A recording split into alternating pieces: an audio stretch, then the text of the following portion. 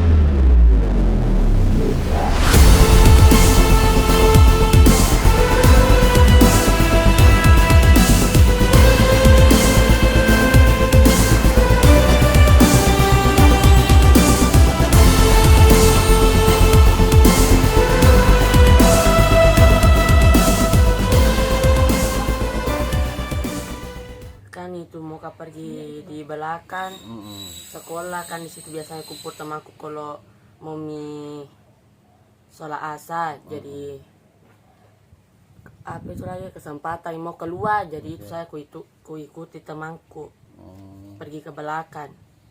Terus ndak kita lihat mobil dari Iya, kan itu adik kelasku anak Sanawian panggil kan bilang Wisnu balik sambil lari tidak kuliah itu mobil. Pas aku tak berangkat sama itu mobil, baru itu sopirnya langsung turun. Kukira mau bilang apa tak sakit dek, langsung tampar kak. Oh, langsung dia tampar. Iya. Ki. Tapi mobilnya dari arah mana? Arah barat, arah timur. Dari arah timur Iya. menuju ke barat. Iya. Terus apa bilang itu sopirnya? Aku lupa mi juga bu. Oh, tidak kita ingat bilang Iya. apa bilang. Itu dia saja. Natanya akan bilang, pada mas kita ada bicara kesarnya. Dia tampar Ki, di bagian mana? Oh. Saya lihat di video sempat Ki jalan tak kayak kaki ada yang sakit bagian kaki atau bagaimana? Yang ini dia. Oh, bagian lutut. Iya. Itu yang kena mobil. Iya. Download Tribun X sekarang, menghadirkan lokal menjadi Indonesia.